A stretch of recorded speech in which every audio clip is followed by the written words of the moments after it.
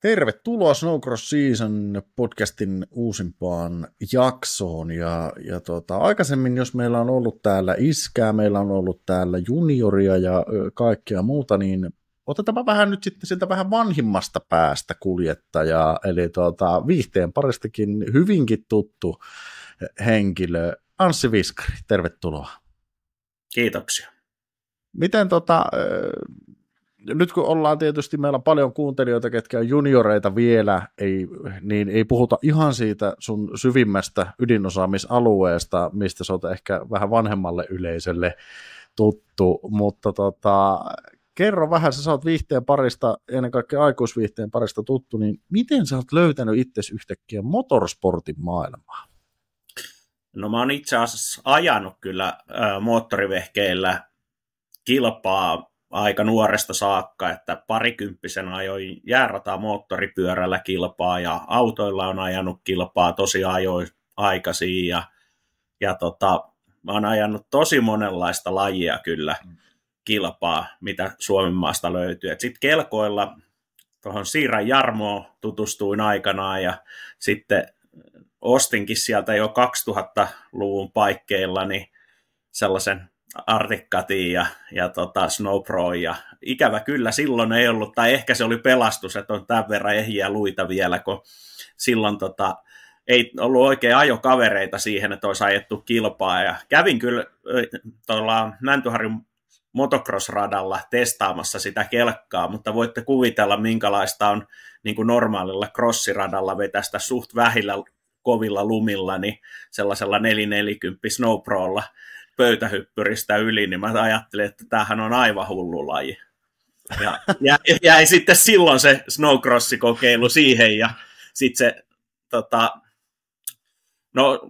sitten reittikelkkailuakaan en oikein silloin vielä alkanut harrastaa, mutta tuossa 2010 suurin piirtein aloin reittikelkkailua harrastaa, ja kävin ajamassa sitten yhden kerran kelkkakunkunkin sellaisella 800 lynksillä, ja yritystä oli riittävästi vähintään yhden kerran mettää joka pätkällä ja mitäs muuta siihen voisi sanoa. Treenikaverit oli sopivia, että oli muun muassa Mikkelistä Ville Varis, joka pystyi ajamaan silloin sellainen vakiokelkalla siellä kelkkakunkussa 10 sakkiin ja muilla oli pro-luokan vehkeet.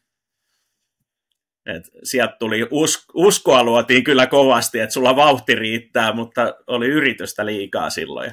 No sitten se jäi siinä varmaan 10 vuodeksi taas hautumaan tämä asia, ja sitten siinä vuonna, kun mä täytin,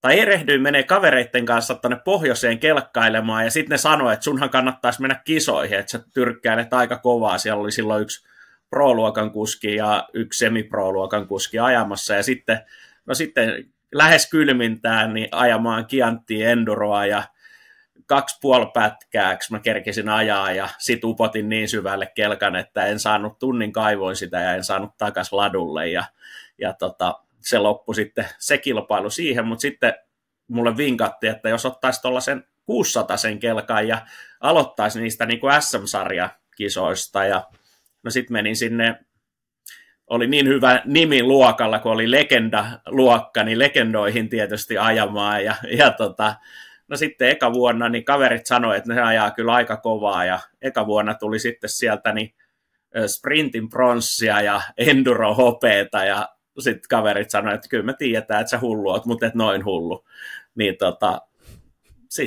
siitä läksi, ja sitten itse asiassa, oliko 21 vai 22, niin kävin sitten endurokelkalla kokeilemassa snowcrossiakin, ja itse asiassa saatoit olla sinäkin ajamassa siellä samoissa kisoissa silloin jotain. Mä muistelen, että sä ajelit harrasteluokassa ja mä menin veteraaneihin sitten. Et mulle sanottiin, että veteraanit ajaa nätisti, että ne ei kolistele toisiinsa. Siitä mikä vuosi tämä oli? No, 21 tai 22. Mulla on muistikuva, että teitä oli 2 kaverusta, jotka ajo siitä harrasteessa. Teillä oli vähän kyseenalainen aina. Te taisitte lyödä vähän vetoakin siitä teidän sijoituksesta aina. Se oli sellainen kirkasta mitä löitte vetoa siitä.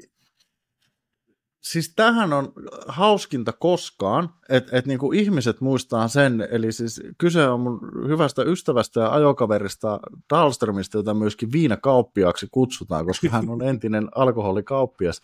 Ja se taisi olla Ylläsjärven Jarkko, joka yhtäkkiä keksi sen, että meillä on joku tämmöinen kirkkaamman alkoholituotepullon veto käynnissä. Ei meillä ole koskaan ollut mitään vetoa käynnissä, me vaan ihan helvetin huonossa kunnossa.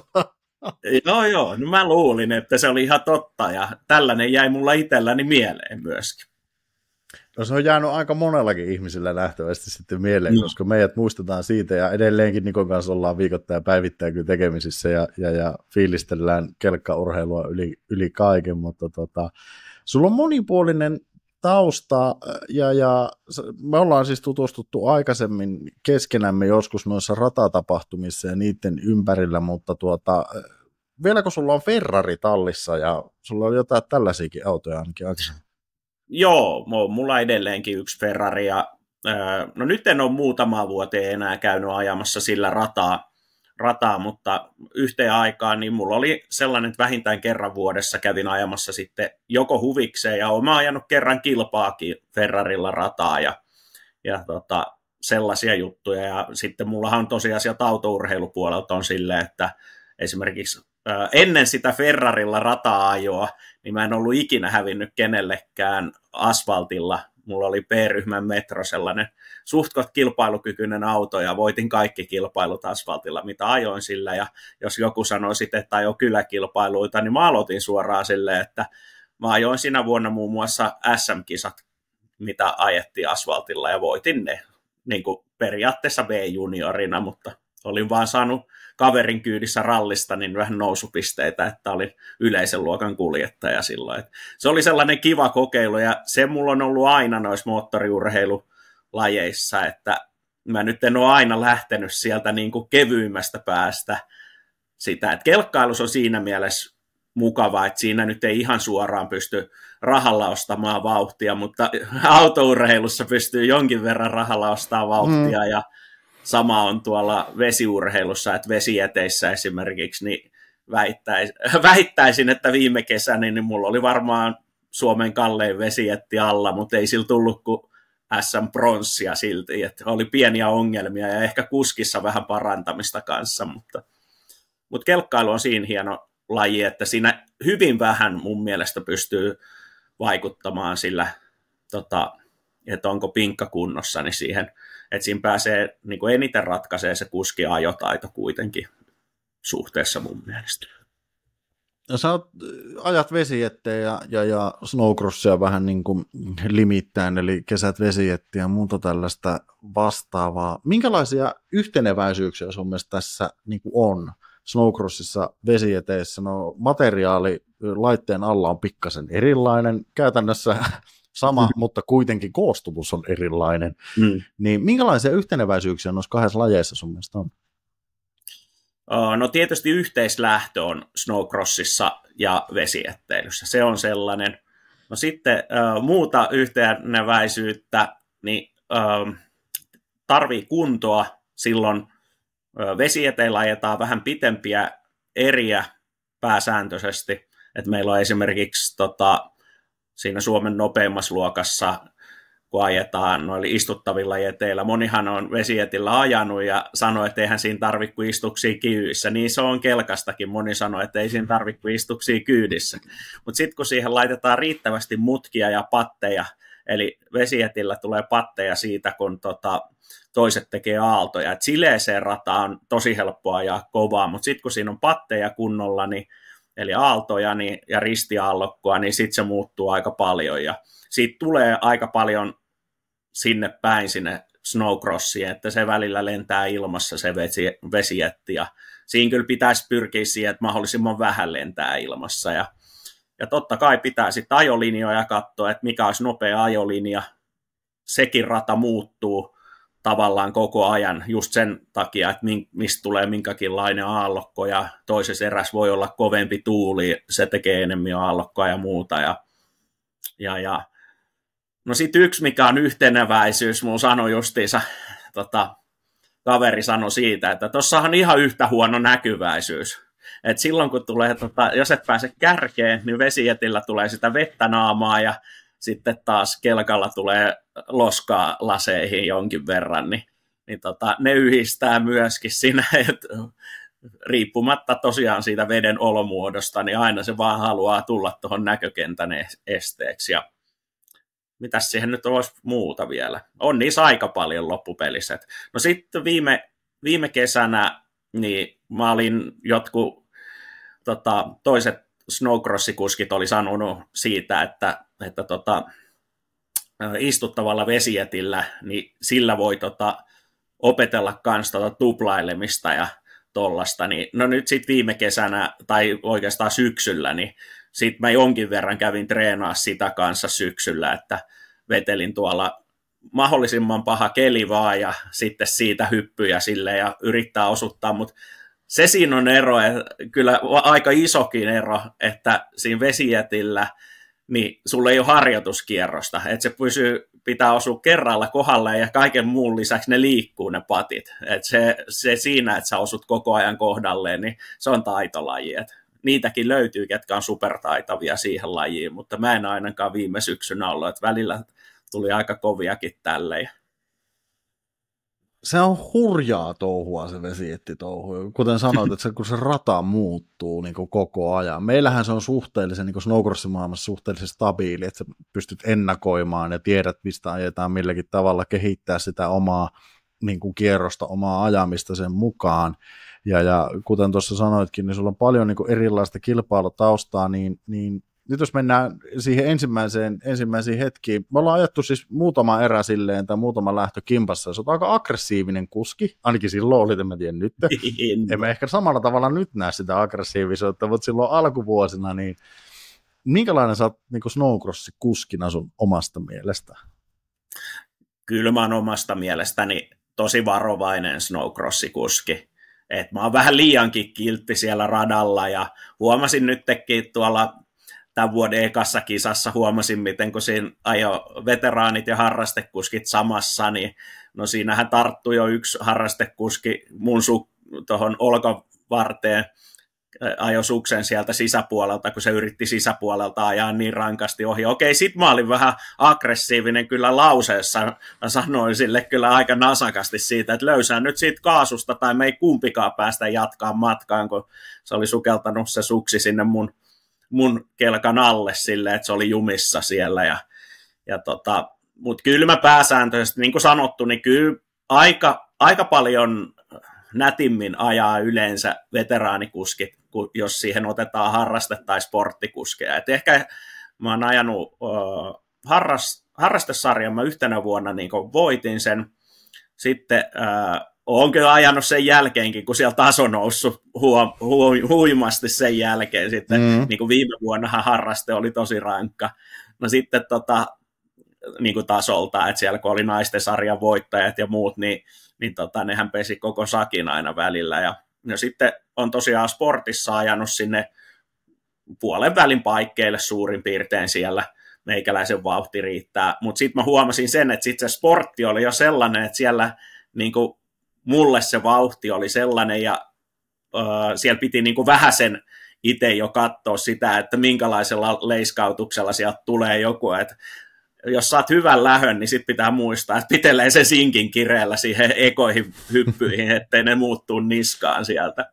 Että kyllä mä niin kuin pääsääntöisesti kuitenkin luen olevani varovainen kuski, enkä aggressiivinen. Et silloin muutama vuosi sitten meillä oli aika tiukkaa kisaa 50 voitoista, niin silloin oli niin kuin enemmän aggressiivisuutta, ja nyt tänä vuonna ehkä aggressiivisin kisa oli sitten toi Nivala siinä mielessä, että siellä oli Kariniemen Jouni, niin sen kanssa meillä on ollut aina tiukkaa kylkikylässä vääntämistä, niin sit siitä tulee. Et niin kauan kun ajaa taas esimerkiksi Mikkeli, mä ajoin käytännössä 40 vastaan siinä, mitä mä ajoin. Mä ajoin alkuerät tosi nätisti, sitten finaalissa mä vähän lisäsin vauhtia, tai finaaleissa lauantaina ja sunnuntaina, mutta sitten siinä esimerkiksi, niin en mä viittinyt niistä 40 kokeilla sillä tyylillä, millä mä olisin mennyt siihen tilanteeseen, jos siinä olisi ollut esimerkiksi Kariniemen Jouni tai joku muu 50, niin mä olisin mennyt paljon rankemmin siihen ohitustilanteeseen, mutta nyt mä ajattelin, että mä en pilaa ainakaan niiden kisaa, enkä tietysti omaakaan sillä, että kolistellaan sitten ja ollaan vaikka molemmat nurin siellä tai jotain vastaavaa. Et joo, kyllä mulla sellainen siinä mielessä on, että ja vesijättihommassa niin on sellainen, että esimerkiksi virolainen kuski yksi sanoi viime vuonna yhden erän jälkeen, mulle se puristeli omaa etumusta ja sanoi, että something missing, ja se tunnusti, että you have balls, mä en ollut se, kuka löysää siihen mutkaan ekana, että mä mietin koko ajan, että se on ulkokurin puolella, jos ei se löysää, niin sitten se lentää vaan pihalle radalta, että tietysti sellaisia ja järkeä saa käyttää, että missä voi pitää tiukasti oman linjansa ja missä ei. Joo, mä muistan tämän paikkakuntaa, en muista, mutta me oltiin samassa lähössä melkein vierekkäin viivalla, mutta taisin itse saada pikkasen paremman lähdön ja olin nopeampana niin kuin ekassa mutkassa ja sitten yhtäkkiä rupesin katsoa, että hetki, nyt tulee joku viereen. Jumalauta, tässä on viskari, joka tulee ja tulee lujaa.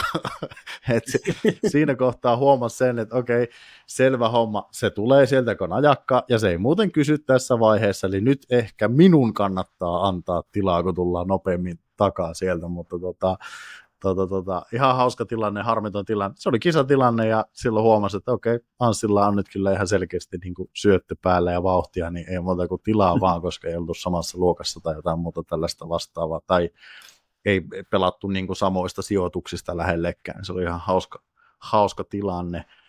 Mutta nyt kun ajat veteraanit 50 luokassa ja kaiken puolen sä oot fyysisesti järjettömän kovassa kondiksessa, noin niin kuin lähtökohtaisesti 50-vuotiaaksi suomalaismieheksi, niin minkälaista se on, se veteraaniluokas ajaminen?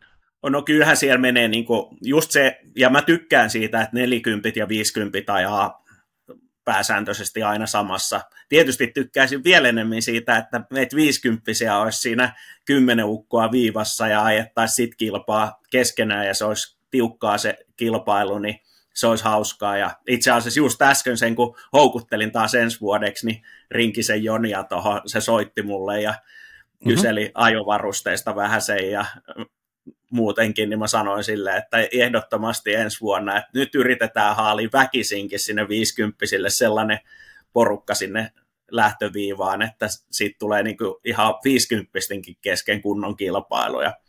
Mutta minkälaista se on? No se siinä on, että nyt tänä vuonna ainakin, niin se on ollut vähän tosiaan sitä pääasiassa, että mä niitä 40 vastaan on ajanut, mutta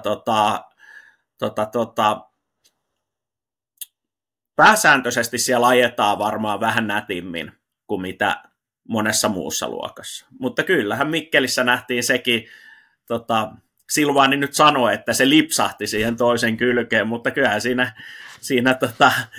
yläpöntinen lensi kelkan kyvistä melkein meikäläisen kelkan keulaan. Lipsahti. kun se oli sen verran rankka. Ja itse asiassa mä olin näkevinä, sen katoin live-lähetyksestä, niin Stadion Crossissa vähän vastaavallainen. Silloin ei vaan lentänyt se toinen pois kyydistä, mutta Silvaani tökkäsi sitä kyljen kautta ohite tuosta. Kenestä se nyt tökkäsi? Se tökkäsi mun treenikaverista, eli Pitkosen Esasta, joka ajaa tänä vuonna ekaa vuotta. Ja on kuullut muuten huhuja, että tulee ensi vuonna ajamaan sitten veteraaneihin ja meinaa treenatakin vähän kesällä sitä varten niin kuin motocrossin parissa, että sitten pitää haastaa sitten Silvaania, kun se näyttää vahvasti, että Silvaani taitaa tänä vuonna 5 mestaruuden. Niin.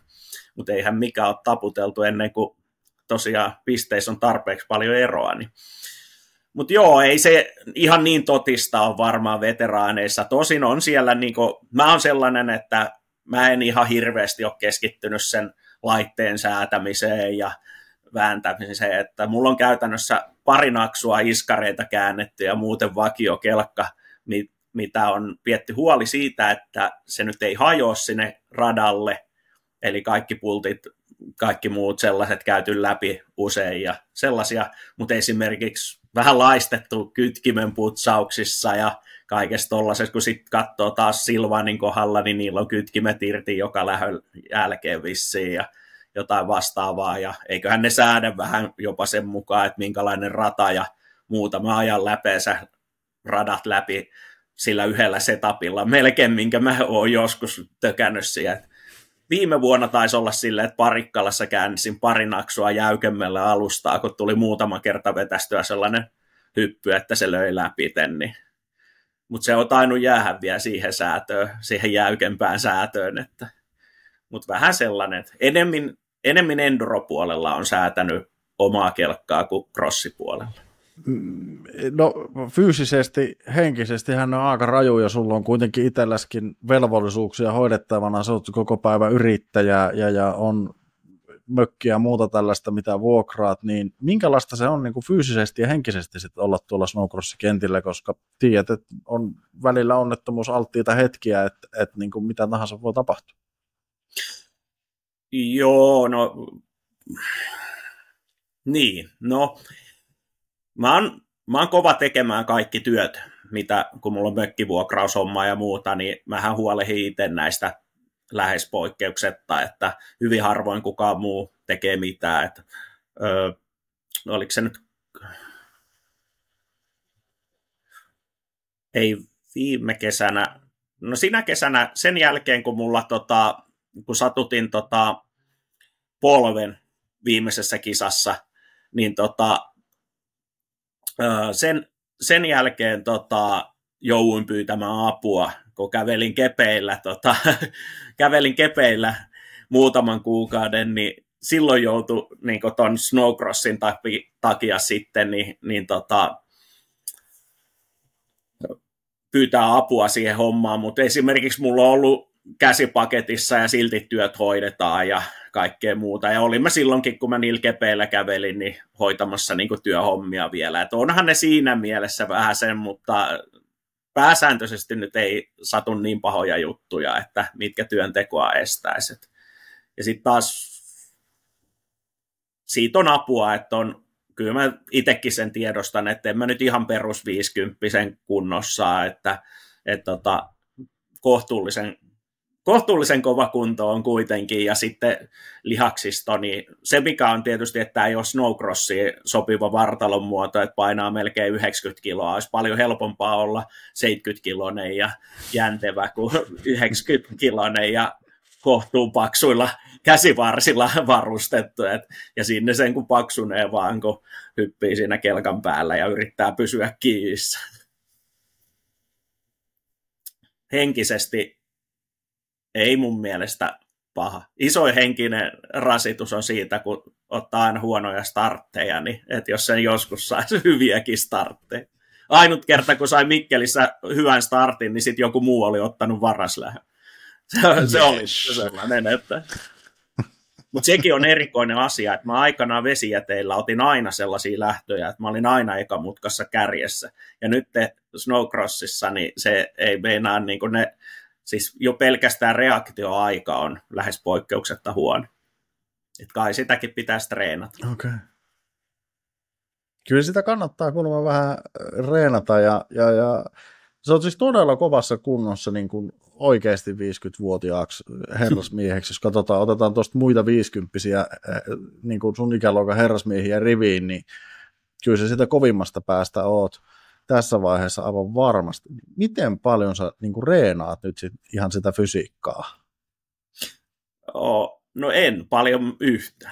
Et mä hakkaan halkoja, se on mun niin kuin sellainen muu kuin moottorikelkkailu.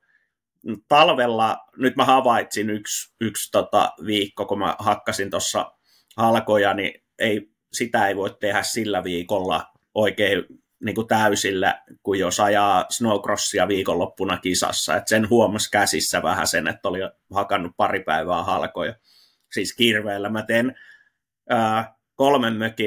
3 vuokramökin koko vuoden polttopuuta aina, niin se on niin kuin sellainen periaate, ja hakkaan ne tosiaan kirveellä ja moottorisahalla. Se on mun treeniä. Sitten sama kuin jotain, mitäs muita sellaisia olisi, niin kuin mä aina hyötyliikuntaa niin kuin itse suosin, että missään kuntosalilla en käy ollenkaan. Lenkillä pitäisi varmaan käydä. Se on niin kuin sellainen, ja ehkä siihen voi tulla ensi kesänä muutos, että mä käynkin sitten vähän vielä parantaa omaa kuntoa muuten. Mutta sitten mun tässä iässä niin 2 kertaa viikossa, jos ajaa kelkalla kovan treenin, niin se on niin kuin riittävä treeni siihen. Tai jos on viikonloppuna kisat, niin jossain tiistain paikkeilla, keskiviikon paikkeilla voi ajaa treeniä ja sitten viikonloppuna kisan.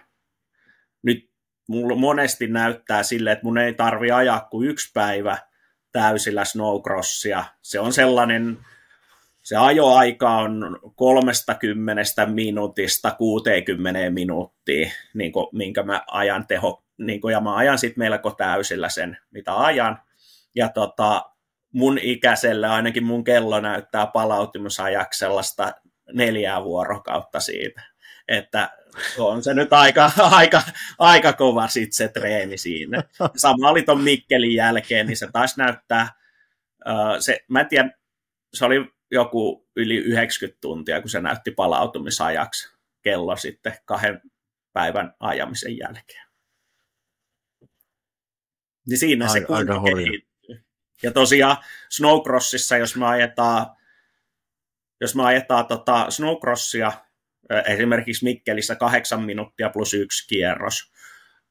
No nyt mä kävin viimeksi sunnuntaina nyt ajamassa treenit. Siellä mulla oli silleen, mä monesti ajan niin kuin ekan pätkän niin jonkun 5-minuuttisen, ja totta kai, niin kuin sanottu, niin ei mun vauhti ole mikään kovin kummonen, mutta se on mun omaa vauhtia. Ja sit mulla on aina se, että mä ajan ekan vähän hiljempaa, tai 2 ekaa, ja sitten mä pitennän sitä pätkää. Et nytkin mä kattelin videoista, mitä kuvailin siinä samalla, niin ne oli sellaisia 10 minuutin pätkiä, joskus ajan 20 minuuttiakin per pätkä. Et sen verran aikaa ajaa, että sitten se alkaa tuntua omissa käsissä siltä, että nyt niin kohta tulee ongelmia, jos et tuu radalta pois. Sitten kun pyrkii siihen, että jaksaisi ajaa puolet pitemmän aikaa treenissä kuin mitä kisoissa, niin sitten kisassa jaksaa sen erän alusta loppuun saakka ja voi ajaa siellä viimeisillä kierroksilla niitä nopeampia kierroksia. Sellainen. Tuossa on ihan hyviä oppeja myöskin ihan niin kuin harrastepuolelle mun mielestä juurikin, että niin kuin treenaa sen niin kuin oman kondikseen ja muun mukaisesti. Sitten kun mennään huippu-urheiluun, niin sitten toki tarvii varmaan sitä lenkkiä, salihommaa, muuta tällaista vastaavaa ottaa sinne messiin, mutta tuosta vähän paistaa myöskin se, ehkä se kilpailu- ja yhteishenkikulttuuri, mikä teidän veteraaniluokassa on, että jos on oikein ymmärtänyt, niin se on kuitenkin vähän enemmän ehkä tämmöinen niin kuin herrasmiesten pieni päiväkahviseura tai tämmöinen, että se on niin kuin oikeasti, teillä on ihan selkeästi hauskaa siellä. On, totta kai. No esimerkiksi nyt sunnuntaina, niin välttämättä rata ei ollut ihan paras mahdollinen, millä ajettiin, mutta kun meillä oli just se, että hieno keli ja kiva porukka siinä. No ne ei nyt ollut veteraaneja, Ketomaan Jari oli rallipuolelta, niin oli ajamassa, ja sitä mä oon houkutellut koville ajamaan kans veteraaneihin, se pääsisi jo ajaa noihin 40-siin ensi vuodelle, ja voin kertoa, että vauhtiakin on sen verran siellä jo, vaikkei se ole kuin ihan muutaman kerran käynyt ajaa niin kuin tuollaisen nykyaikaisella kelkalla, niin että kyllä se sinne tappelisi siitä palkintosijoista varmaan 4., 3, ehkä ei vielä ihan niitä 2 kärkeä, 3, no se nyt on siinä tässä, mutta kuitenkin, ja sitten oli siellä Eilersin Jesse, mikä teki mulle sellaisen hauskan tempun aikanaan, kun se tuli isänsä kanssa käymään mun tallilla, ja sitten mulla nyt oli siinä endurokelkka, ja niillä oli endurokelkka mukana, ja sitten mä sanoin, että haluatko testaa crossikelkkaa tossa, ja no totta kai halus, ja se nyt oli ihan mun pellolle tehty vähän niin kuin sprinttirata, mutta siinä on kuitenkin sellainen pattisuora, ja mä olin aina vaan tuplaillut siitä, niin Jesse vetäisi vissiin ekakierroksella triplan siihen yhteen patikkoon, ja sitten sen jälkeen mä katsoin, että tosta voi vetää tolleenkin, ja sitten mäkin aloin triplaamaan siihen, mutta mun mielestä se oli hyvä, niin se oli esimerkiksi nyt sunnuntaina treenaa, ja meillä sattuu silleen hauskasti, että meillä on aika samat vauhdit niin kuin keskenään, että se ei iso ole se ero. Nyt mä oon huomannut vaan, että ehkä joko mä vanhenen ja vauhti hidastuu, tai Jesse kehittyy ja sen vauhti nousee. Toivottavasti niin päin, että sen vauhti nousee. Ja kun sehän tuossa Mikkelissä sit voittikin jo sportin erään, ja en mä ikinä voittanut yhtään sportin erää, niin sellainen. Mutta sellainen, niin hieno keli oli, ja sitten ensin oltiin vähän, että päästäänkö edes ajamaan. Mä että no ei, tässä isketään tarinaa vaan, ja katsotaan, mutta sitten päästiin ajamaan, ja hyvät ajot saatiin aikaiseksi treenit. Että sellainen joku reilu puolituntinen tuli taas ajettu. Tuo on mun mielestä tosi kiva, ja mun mielestä on aina kiva katsoa sitä veteraaniluokan niin kuin meininkiä ylipäätään ja harrasteluokan meininkiä. Se on semmoista rentoa kuitenkin tekemistä, ja siellä ollaan tuttuja keskenään. Mutta mun on pakko kysyä, koska sulla on tosissaan ura ja tausta niin kuin myöskin aikuisviihteen puolella, ja sieltä yhtäkkiä, mutta kuitenkin aika semi-yllätyksenä pamahitsit niin kuin snowcrossin maailmaan, niin miten se otettiin tuolla ehkä varikolla vastaan, koska itsekin tietysti kun on ollut mukana ja pitkään monta vuotta, niin kyllähän sitten niinku ihmiset kysyvät, onko tämä se sama viskari? Sitten no on, ehkä siinä on sen kummempaa, että ei se nimi miestä pahena, mutta niinku, miten sut otettiin vastaan siellä? Mun mielestä hyvin. Mun mielestä tosi hyvin, että kyllä mä sen tiedän, että siellä on kuullut muun muassa ehkä kiertokautta tai jotenkin on kuullut, että no tuolle letkun heiluttajalle mä en ainakaan häviä. Mutta sehän on entistä parempi vaan sitten, kun välillä käy niin, että joutuvat häviämään jopa tällaiselle kaverille. Ja sitten se pitää sanoa, että en mä tiedä, onko tuolla ketään muuta, kuka on niin rankasti pannu itsensä kesäaikana kuntoon talveksi kuin minä. No, sekin. Joo, mutta joo, tosiaan, ja sehän on yksi kuntoilumuoto myöskin, että kun muistaa kotona pitää kotiväen tyytyväisenä, niin sitten jaksaa ajaa kisossa pitkiä eriä. Mutta tosi hyvin on kyllä homma pelannut, ja ei ole ollut mikään ongelma, että enkä mä tuolla monen muunkaan, ei siellä paljon kysellä ammattia sitten, kun ollaan viivalla, ja totta kai mun kohdalla osa tietää sen, että minkälainen tausta on, mutta ei niin kuin siinä mielessä. Joku tätä mä oon niin kuin, joskus aina miettinyt, kun sulla on kuitenkin, niin kuin, sä oot ollut keltaisessa lehdistössä esillä ja muuta tällaista vastaavaa, että se varmasti niin kuin joillekin voi tämmöisiä ennakkoluuloja tuoda tullessaan. Ja se on tosi kiva kuulla ylipäätään, ja snowcrossin yhteisönähän on sellainen motorsportti-yhteisönä, että sinne ihan kuka tahansa taustaan katsomatta voi tulla aika rohkeasti. Että ei varmaan tarvii, niin kuin, jos ajattelet sun kokemuksella, ja jos joku tuosta nyt haluaisi tulla veteraani, niin ei varmaan tarvii paljon jännittää, on se sitten toimitusjohtaja tai aikuisviihdettä. No ei kyllä tarvii jännittää. Tietty, mulla oli etua siitä, että oli tehnyt tuollaista hommaa työkseen, koska hirveän paljon helpompi kysyä pientä sponssia, kun on vähän näyttöä siitä, että minkä verran saa näkyvyyttä erilaisille jutuille. Kyllä mulla niinku sekä kelkka enduro että snowcrossin puolella niin molemmissa ja myöskin vesijätteilyssä, niin väitän, että siellä ei ihan jokainen tarra niissä laitteissa olisi, jos mä tekisi vähän tai jos ei mulla olisi toisenlainen ammatti, mistä on tullut toisenlailla näkyvyyttä, että kyllä ilkeästi sanottu muita snowcrossajia kohtaan tai kelkalla kilpailijoita kohtaan, mutta mä väitän, että mun kelkassa olevat mainokset on saanut enemmän näkyvyyttä luultavasti kuin juuri kenenkään muun kelkassa olevat. Okei, mä en ole niitä niin kovasti halunnut edes hyödyntää, mutta nämä on kuitenkin aika marginaalilajeja. Se, että jossain vaiheessa oli, ja noihan tekee näin kaikki YouTube-lähetykset ja kaikki muut, niin ne auttaa tosi paljon siihen näkyvyyteen kyllä nykypäivänä. Mutta niin kuin muuten, niin onhan tämä vähän marginaalista, mutta kuitenkin niin kuin hienoa katsottavaa, ja sitten esimerkiksi monetkaan, niin mulla on paljon kavereita, ketkä ei ole ikinä nähnyt edes, minkälaista on snowcrossi. Ne kun näkee ekan kerran, niin ne on silleen, että ei, toihan on ihan hullu laji, niinku, ja sitten ihan niin makeen näköistä, että kun ollaan ja voi, ja snowcrossi etenkin, niin mä oon kyllä suositellut todella isolle määrälle ihmisiä, ja kyllä noille, niin kuin, vaikka mulla nyt on tollaisia, mitä sattuu mun kuvausvideot, niin kyllä niille ihan kohtuullisia määriä katsojiakin tulee sitten netissä. Just näin. Miten sä näet itse, sä oot mediassa ollut paljon, sä oot nähnyt niin kuin tässä vuosien varrella kaiken näköisiä median nousuja ja laskuja ja muuta vastaavaa, niin miten sä näet snowcrossin paikan? Sanoit, että on vähän marginaalilaji niin tällä hetkellä, ja mihin se on ehkä menossa? No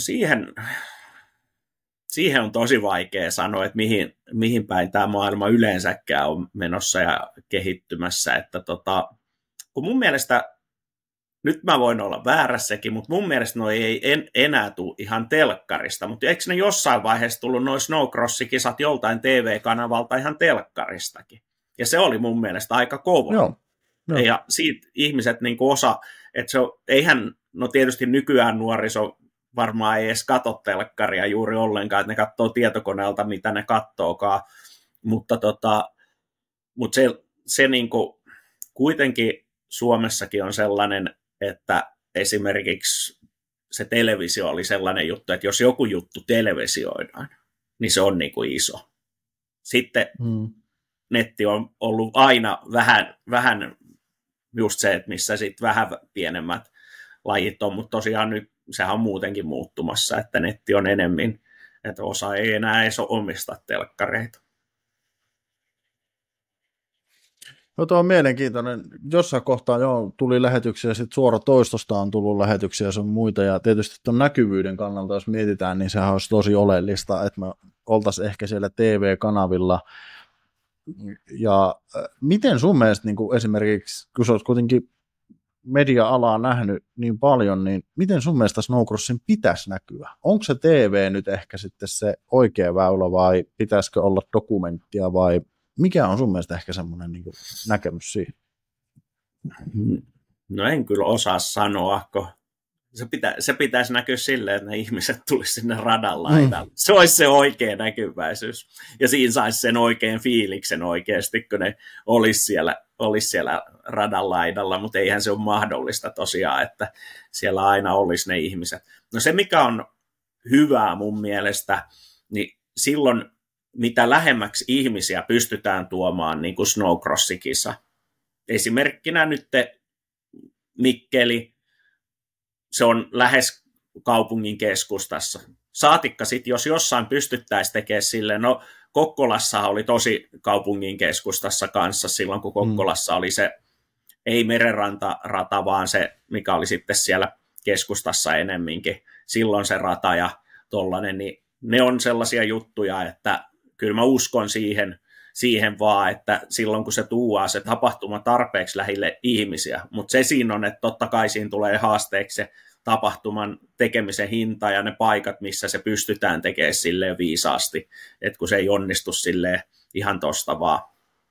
Esimerkkinä tänä vuonna Tuisku Arto, kun teki sellaisen, missä mäkin olen pari kertaa ollut ajamassa tuo Rovaniemellä sellainen vintage crossikisaksi, koska ne sitä nyt sanoo, mä sanoin, että leikkimielinen kilpailu, tosin ihan tosissaan siellä ajettiin. Sieltä sain muuten kipinän sitten tähän snowcrossin ajamiseenkin, kun kävin siellä huvikseen ajamassa pari vuotta peräkkäin ja ajoin siellä jonkun pro-ukkojen seassa kolmanneksi. Tosin siellä niillä oli vissiin teknisiä ongelmia ja mulla oli vähän ylivoimaisen vahva moottori, kun mulla oli 8,5 endurokelkka, niin se kulki suoralla vähän toisella lailla kuin niiden kelkat, sitten nämä crossikelkat, niin sellaista, niin joku väitti, että siellä oli 3000 katsojaa, niin siis 3000 katsojaa, jos saa snowcrossikisaa, niin sitten on mun mielestä aika paljon katsojia, että sellaisia kaikkia, että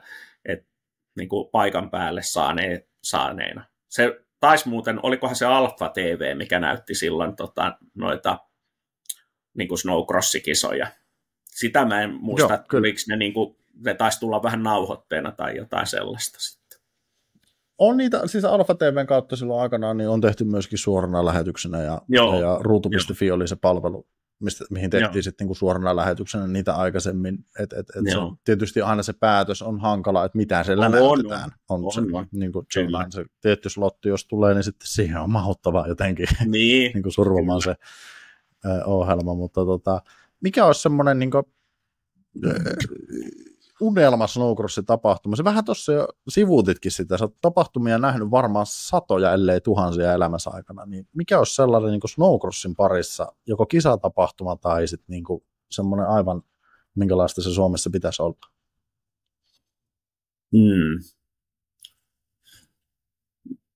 Todella vaikea kysymys, että mikä se oikein, tosissaan niin kuin sanottu, niin silloin kun se saadaan sinne tarpeeksi lähelle yleisöä ja sitten se rata silleen, että esimerkkinä, sitä mä en tiedä, paljon siellä oli ulkopuolisia katsojia, mutta silloin muutama vuosi sitten, kun ajattiin Himoksella siinä rinteessä Superliigan se finaalikisa, niin se pitää sanoa kyllä, että se oli niin kuin katsojan kannalta ihan super.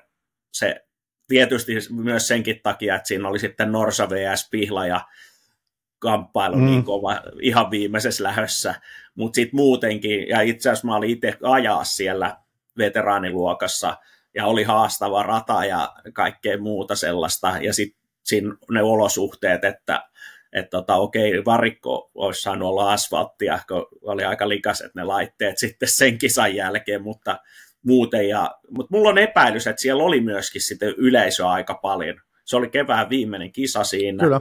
Ja makea oli kyllä. Meillä esimerkiksi oli mökkikin niin lähellä, että mökin ikkunasta voi katsoa, mutta ei sieltä kukaan jäänyt katsoa. Kyllä me kaikki mentiin siihen ihan radan viereen. Ja sitten siinä oli kaikki ne muut olosuhteet, että muutenkin kohdallaan kyllä siinä kisassa. Joo, kyllä noi on sellaisia, mihin se varmaan niin kuin yleisölle olisi helpoin viedä juuri laskettelukeskukset, koska sen on fasiliteetit ja kaikki muut niin ylipäätään siinä ympärillä kohdilla, että niitä ei tarvitse sinne enää järjestää. Kyllä kuitenkin ne ravintolat ja sellaiset jutut, että jos on siinä, niin ne on aika hyvä olla olemassa ja kaikki sellaiset, että siitä tulee niin kuin, mutta totta kai sitten se rata pitää myös olla kunnossa, että mä oon itse ajanut aikanaan Paljakassa yhden sellaisen lähdön, kun jouduin sportissa lipun noudattamatta jättämisen takia, niin sportin tonne Last Chanceen, ja se ajettiin Pro-luokan jälkeen, niin mä totesin siitä radasta, että jos tämä rata olisi aina tällainen, niin mä lopettaisin snowcrossin ajamisen saman tien. Se oli niin karsea se rata, että mä entistä enemmän nostaa hattua noille Pro-luokan kuskeille, että minkälaisissa olosuhteissa ne tyrkkää sellaista vauhtia, että meillä on aika helppoa, me ajellaan suhtkot Tampparin jäljestä yleensä siinä radalla ja muuta, niin se on ihan eri ajaa kuin sitten, kun joutuu, että siinä on ajanut 4 luokkaa ensin ja sitten vasta menee se. Etenkin keväällä sitten, kun siitä tulee herkemmin jäine, tai tulee se vaan vissiin muuhunkin aikaan vuodesta, mutta nyt keväällä etenkin herkemmin loppuu lumi kesken. Tähän loppuun vielä tietysti pitää aina kysyä, mitä seuraavaksi? Vieläkö ensi kaudella, tällä kaudella, mitä tapahtuu? Miten paljon Viskari vielä ajaa? No nyt on sellainen tilanne, että yksi asia pitäisi myös saada korjattua. Se, että nämä liitot pystyisi juttelemaan vähän keskenään. Kun mähän nyt ajan snowcrossia, sprinttiä ja enduroa. Ja moottoriliitto ja sitten Suomen moottorikelkkailijat, niin ei kato yhtään, ne täräyttelee niitä päällekkäin, niitä kisoja. No nyt mulla on siinä mielessä hyvä tilanne, että mä oon 50 47 pisteen johdossa, niin se meinaa sitä, että mun ei ole mun laskuopin mukaan pakko ajaa Rovaniemeä ollenkaan. Ajaisin kyllä, jos ei se olisi sprintti SM:n kanssa päällekkäin. Ja nythän se meinaa sitä, että mä menen sen sprintti SM, mä ajaa luultavastikin silloin Rovaniemen kisan aikaa, mutta sitten tässä välissä käy silpaisemassa ton Giantin Enduron, ja se Giantti nyt ei ole enää mun mielestä ihan hirveän Giantti, kun se on joskus aikanaan ollut, että ajetaan 2 päivää, kellot käy koko ajan suurin piirtein tai jotain vastaavaa, ja 600-700 kilometriä pitkiä.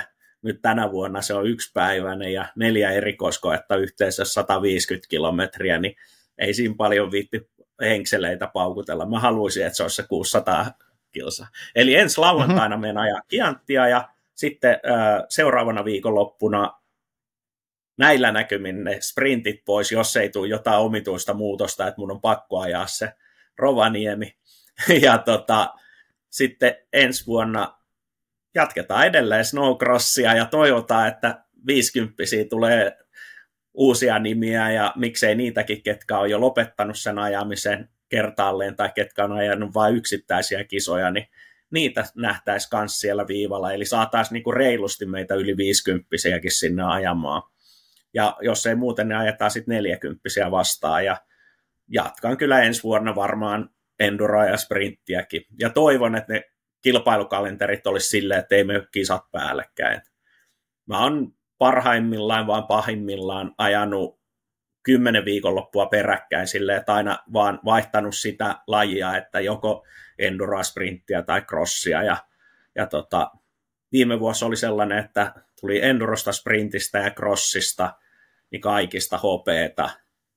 Ja nyt tänä vuonna yritetään vähän kirkastella niitä ja ehkä ainakin se crossi kirkastuu ja on tuossa vielä sauma noihin muihinkin lajeihin mestaruuksiin vielä, niin katsotaan kuinka käy.